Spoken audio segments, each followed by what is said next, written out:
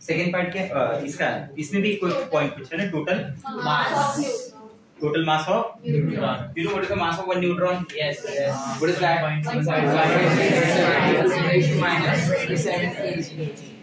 1.67 into सही है? That is the mass of one neutron. और मेरे पास कितने न्यूट्रॉन अवेलेबल है अपने पास? 2.4 into 10 raised to 21. ये क्या हो गया? x हो गया? x को सॉल्व कर देंगे, विल गेट द आंसर. ठीक है?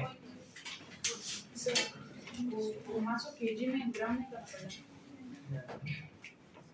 ये केजी में है ना? क्या उसने ऐसा कुछ बोला है कि आंसर इन मास इन ग्राम ऐसा कुछ नहीं ना? No need. अगर वो किलोग्राम में है और वो कुछ बोल नहीं रहा तो इट्स ओके, आप किलोग्राम में आंसर दे सकते हैं.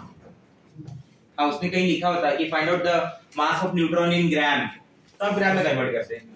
चलिए नेक्स्ट, अगला नेक्स्ट क्वेश्चन बोला.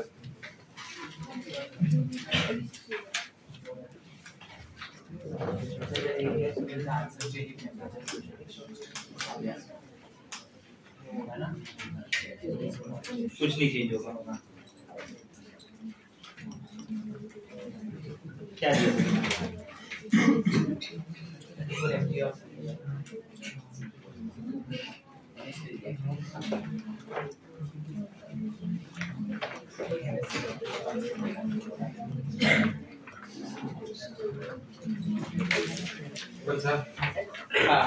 यहाँ तक 2 और टाइप 2 में कोई डाउट?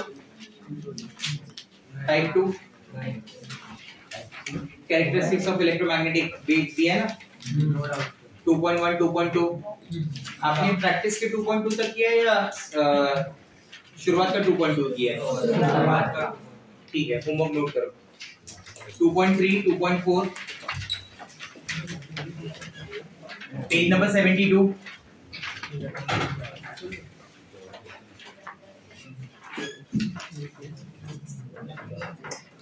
क्या सोच के अपने प्रैक्टिस का 2.2 नहीं लिया? अभी पता चल जाएगा, देखो ध्यान से. 2.3 2.4 वापस 2.1 2.2 फॉर प्रैक्टिस, बराबर?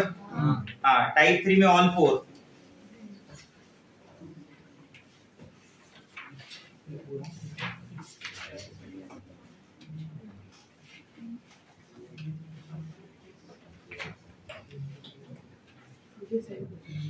till 3.7.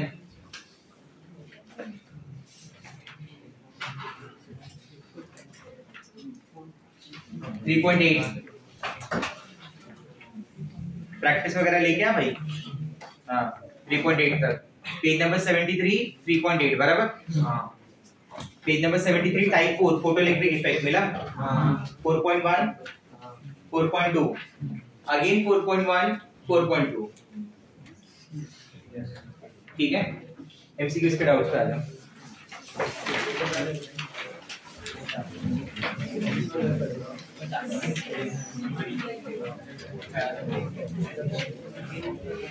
नंबर्स बता देंगे पहले, एक साथ में बता दूंगा. MCQ level 1 question number 1 to 13. 1 to 13 7 है. किसी का डाउट? 7 till 13 पांचवा.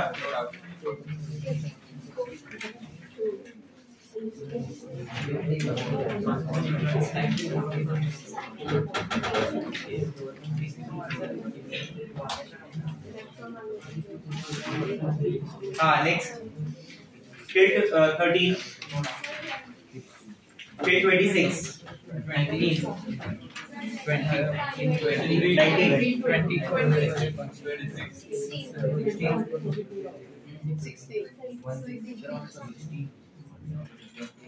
अगला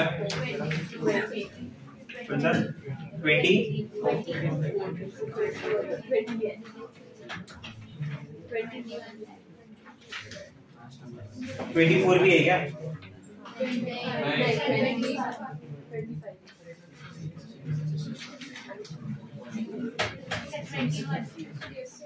बच्चा क्या है फिर?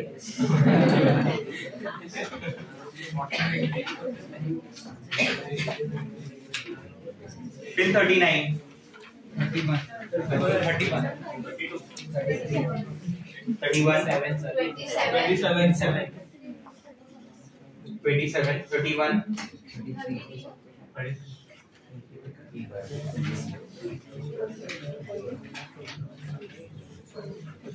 कौन है 33? किसका डाउट है? क्या डाउट है?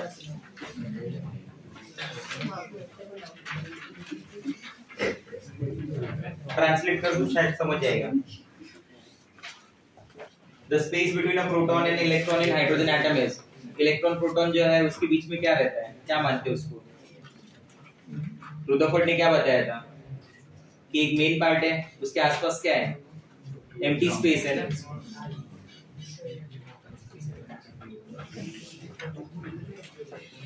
अगला फिर 39, उसका आंसर एम्प्टी नहीं दिया हुआ है क्या? चिल्ला चिल्ला के बताया था मैंने, most of the part of the atom is vacant. तुम लोग को क्या लग रहा था, हवा भरा है? थियरी बिना पढ़े आप कुछ भी पूछेंगे तो इसका मतलब क्या होता है? ये सारे आंसर नोट दिए रहते हैं ना। अरे क्वेश्चन तो ढंग का पूछो कम से कम, जिसमें लगे। 33 मैंने देख के ही सब बोला कि ये क्या कौन पूछ रहा है। फिर 39, फिर 50, 49, put one star for 49.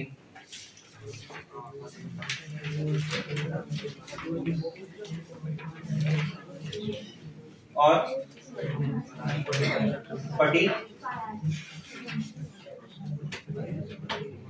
45 किसका डाउट है? 45 nu is equal to c by lambda. Till 50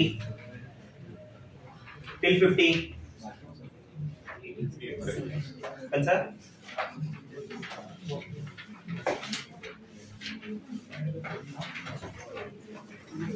ठीक है। क्वेश्चन नंबर 5, किसका डाउट है? 5, हाँ क्या डाउट है बोलो।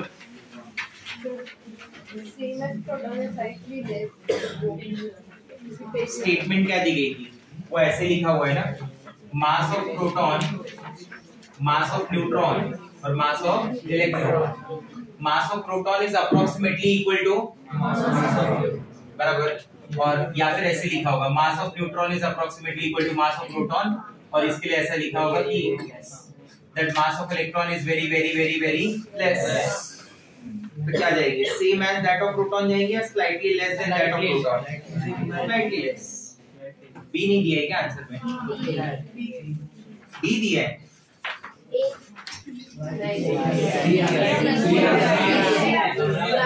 Slightly more than that of proton. Statement में मैंने वहां पे एक वर्ड यूज किया था उसके साथ में, for numerical purpose we consider that mass of proton is exactly equal to the mass of neutron, otherwise approximate का साइन है ना उसके बीच में। क्वेश्चन नंबर 19, किसका डाउट है?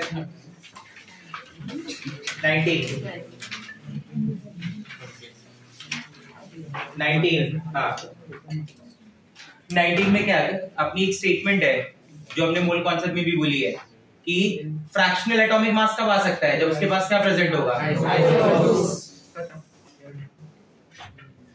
एलिमेंट्स हैव, ऐसा स्टेटमेंट था, elements have fractional atomic masses due to existence of naturally occurring isotopes. Next question, theory पे ध्यान दे भाई, ये सब बातें आप जब थियरी के नोट्स पे रीड करेंगे तभी समझ में आएंगी। 16 पे आ जाओ।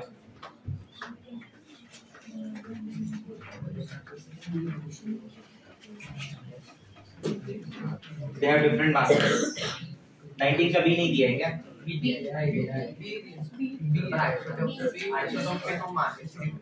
हाँ फर्स्ट भी बराबर है। They have isotopes ना? They have isotopes नहीं, आइसोटोप में किस रीजन की वजह से हो रहा है? दो लोग हैं, दोनों की कैरेक्टर अलग है, तो उसको उसने और अच्छे से समझाया ना कि इन दोनों लोगों में इस बात का डिफरेंस है इसलिए पॉइंट हो रहा है, आया समझ में? It is due to naturally occurring isotopes, और उसमें भी क्यों? Due to difference in their masses. उन आइसोटोप में ऐसा क्या अलग हो जाता है कि उसकी वजह से इनके मासेस अलग होते हैं। तो आप क्या आंसर देंगे? तो अगर मैं बोलूं A and B both are correct, तो ज्यादा अच्छा कौन सा आंसर है? If your question is single correct choice तो आपको बी मार्क करना पड़ेगा ना, ए आप किसी भी हालत में मार्क नहीं कर सकते। आप समझे मेरी बात? कौन सा था? कौन सा बोल रहा था? क्वेश्चन नंबर 16 देखें। 16 किसका डाउट है? 16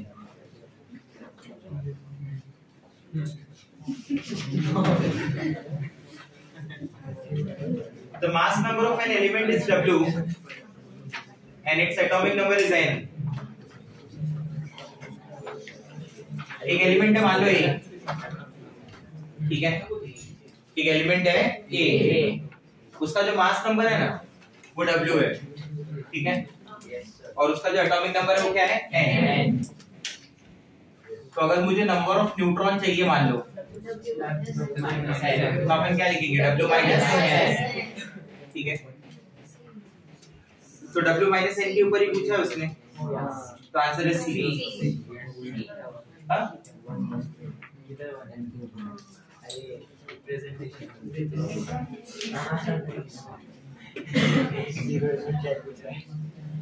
वन एंड जीरो में जो 1 एन दिया है ना पर, वो उसका मास नंबर होता है रिप्रेजेंटेशन में, और जीरो उसका चार्ज होता है। जानबूझ के पूछ रहा है क्या?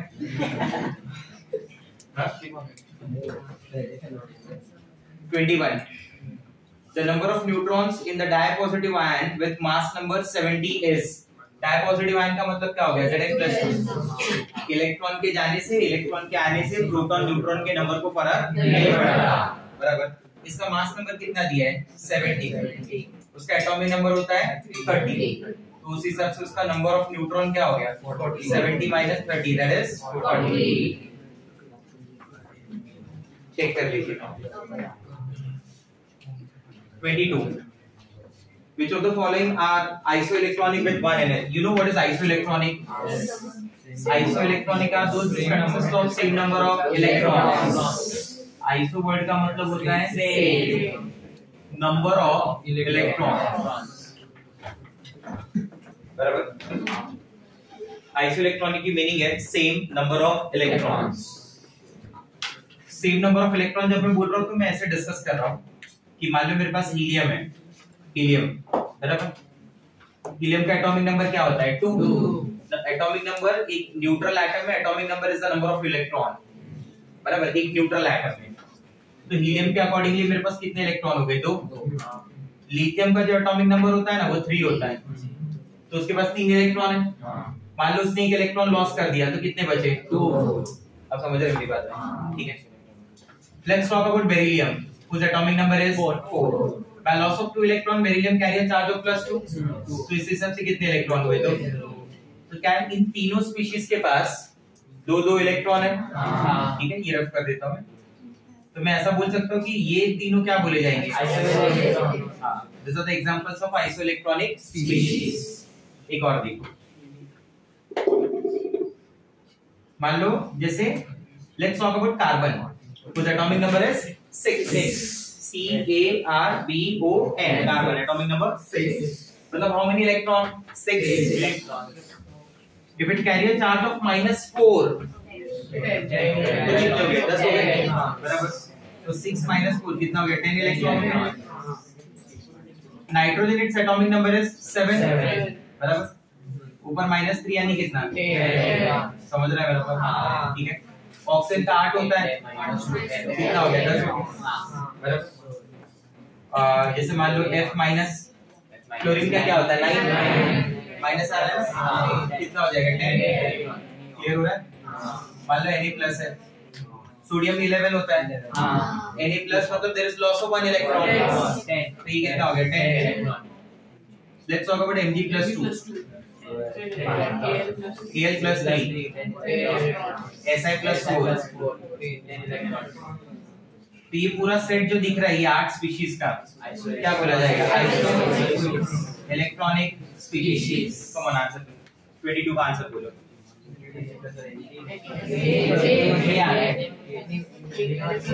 एनी प्लस और 23 किसका डाउट है?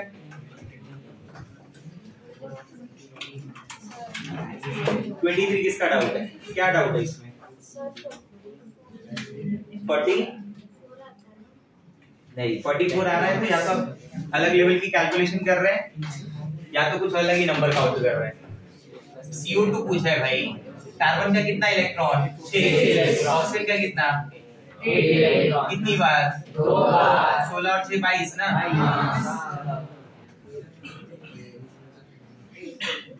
कुछ क्वेश्चन में पूछना पड़ता है मेरे को, कौन पूछ रहा है सच में। अपने आप पे डाउट आ जाता है, तुम्हारे पे डाउट नहीं है क्यों? इतना बुरा पढ़ा है क्या कि ये भी नहीं आया? 22 के बाद नेक्स्ट 23 के बाद गो फॉर 25। जिसका भी डाउट होगा पूछे करें। आइसो इलेक्ट्रॉनिक है। 25 का आंसर बोलो।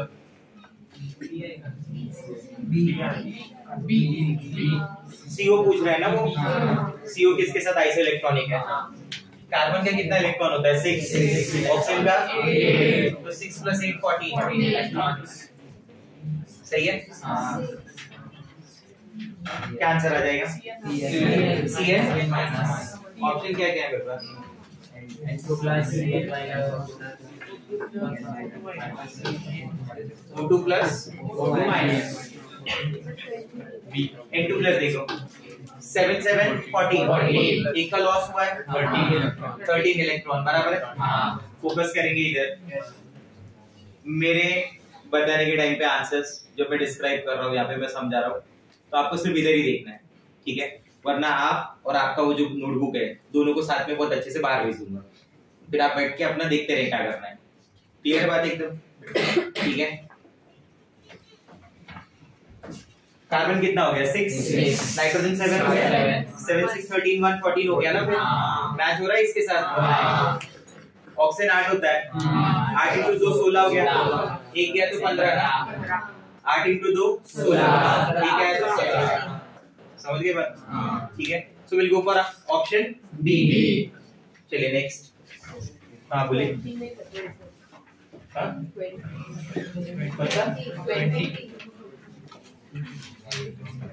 मेसॉन्स। हाँ वो आपको नहीं पता है। डिस्कवर्ड बाय एक जापानीज साइंटिस्ट था H. युकावा। हाँ this mesons can be meson positive. ये मेसॉन को पाई से रिप्रेजेंट करते हैं। उसका क्या बोलना था पता है? न्यूक्लियस के अंदर जो न्यूट्रॉन और प्रोटॉन है तो वो ऐसा मानता था कि जो प्रोटॉन है, एक सिंपल से वर्ड में तुमको एकदम समझा रहा हूं कि जो प्रोटॉन है वो प्रोटॉन पॉजिटिवली चार्ज है तो आपस में भी तो रिपल्शन होती ही होगी ना। अब ये 8-10 लोग बैठे तो आपस में भी झगड़ा होना था। आप समझे मेरी बात को? तो युकावा का क्या बोलना था कि इसको बैलेंस करने के लिए उसके अंदर पार्टिकल्स प्रेजेंट है जिसको उसने नाम दिया था मेसॉन। और जो एक्सचेंज होते हैं इनके बीच में क्या होते हैं? एक्सचेंज।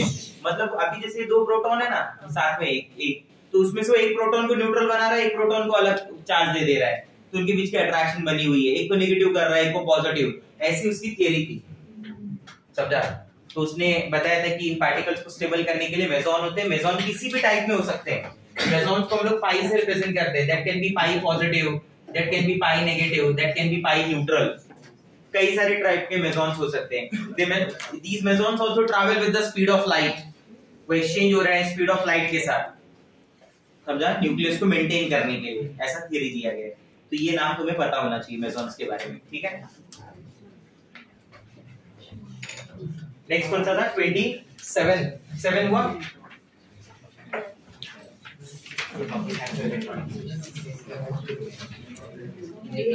आ जाएगा 27 देखो। NO प्लस कितना है? NO प्लस कितना होगा बताओ? 40 40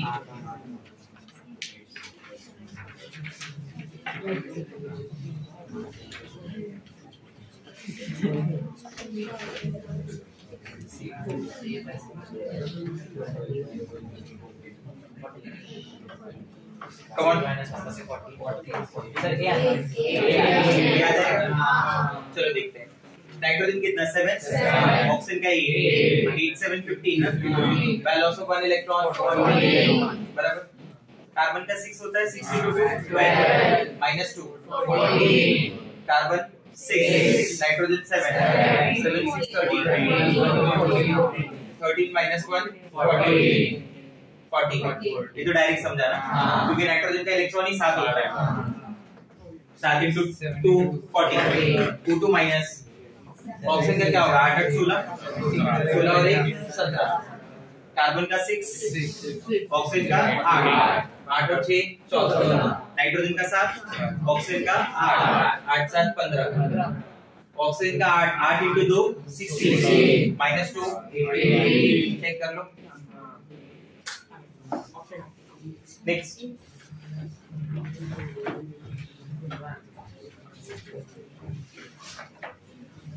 31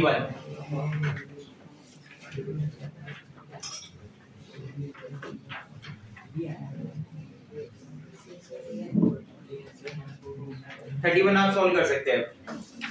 NaCl है ना, कैसे टूटेगा Na प्लस आपको चेक करके बताना है जो कैटायन एनायन है वो आपस में आइसो इलेक्ट्रॉनिक है या नहीं। ठीक है, CSF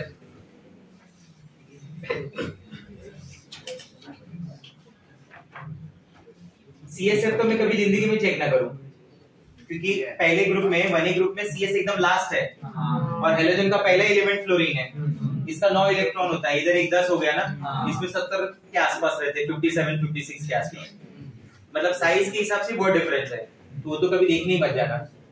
Na++I- का भी वही सीन है, फ्लोरीन क्लोरीन ब्रोमीन आयोडीन 127 के आसपास उसका मास नंबर होता है। सोचो बहुत ज्यादा हो गया।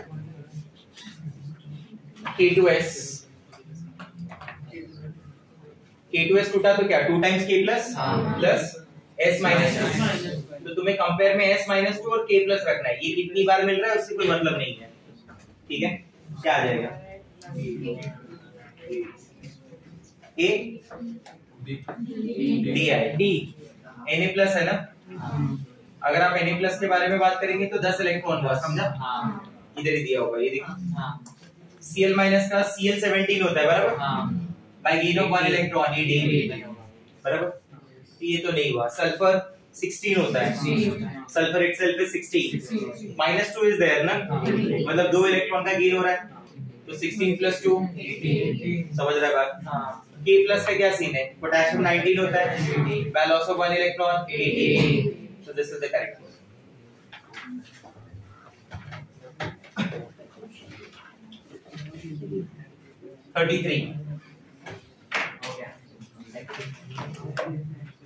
अरे वेरी डिफिकल्ट।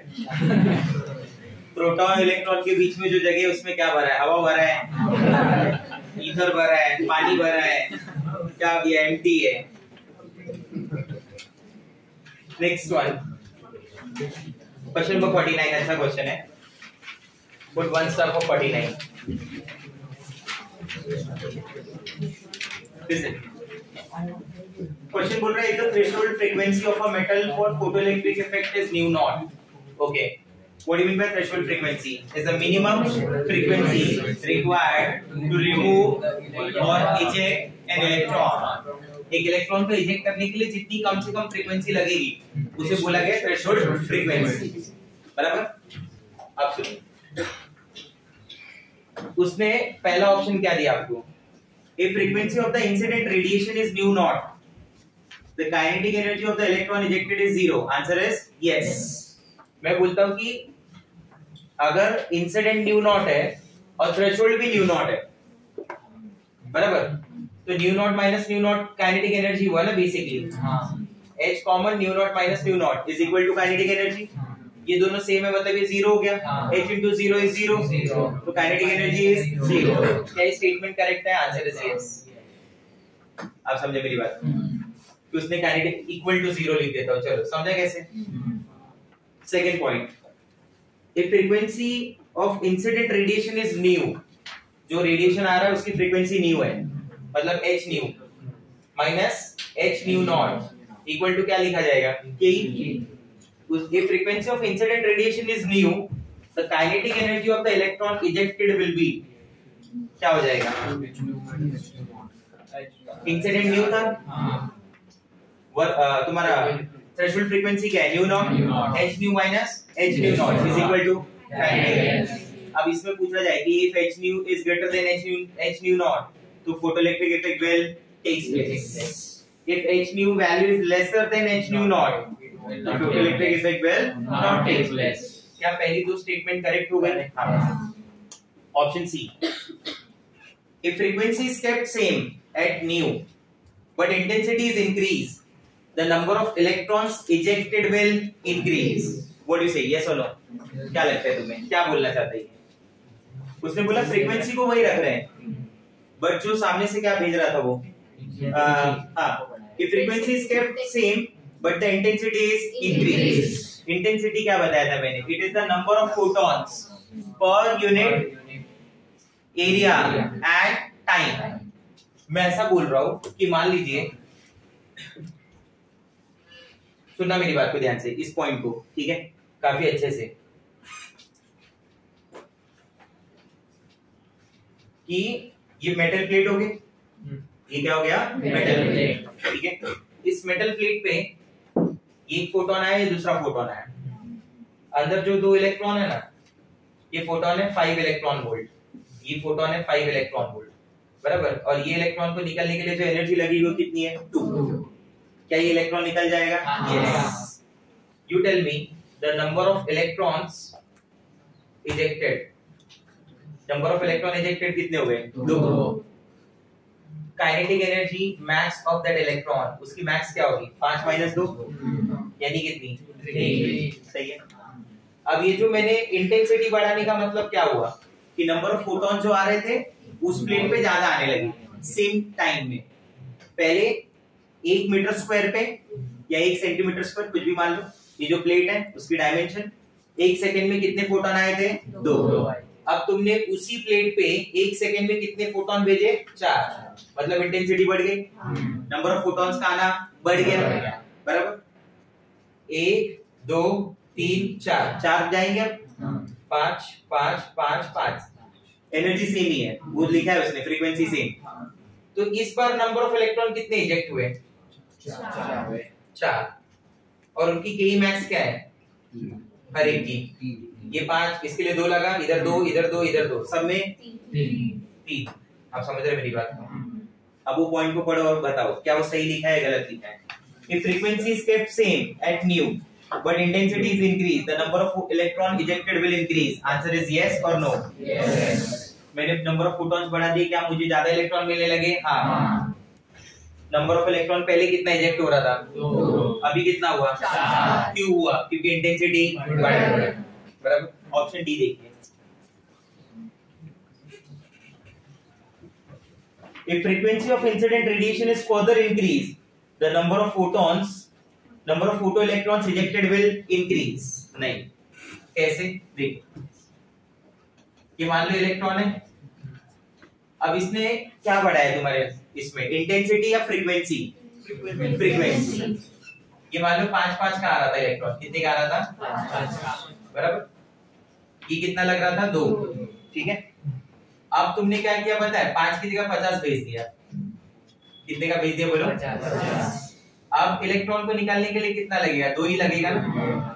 समझ आ रहा है बात? You tell me the number of electron ejected here and number of electron ejected here. कोई सेम ही रहेंगे ना. इसकी काइनेटिक एनर्जी क्या होगी? इधर वाले की 3. इसकी क्या होगी? 48. क्योंकि 50 में से 2 यूज हुआ ना, बाकी 48 वो लेके चला गया. क्या फ्रीक्वेंसी को बढ़ाने से नंबर ऑफ फोटो इलेक्ट्रॉन्स जो इजेक्ट हो रहे हैं उन पे फर्क पड़ा? नहीं. आया समझ में? तो फ्रीक्वेंसी को बढ़ाने से किस पे फर्क पड़ा? के मैक्स. नहीं समझा मैं? फ्रीक्वेंसी को बढ़ाने से किस पे फर्क पड़ा? किस पे फर्क पड़ा? ये बात ध्यान देनी है. क्लियर हो रहा है मेरा पॉइंट? अरे यस और नो? यस. ठीक है, समझा? ये मैं आपको अभी और डिटेल में भी बताऊंगा. ठीक है. तो उस हिसाब से करेक्ट आंसर क्या हो गया? जो उसकी इनकरेक्ट स्टेटमेंट है वो स्टेटमेंट कौन सी होगी? ठीक है।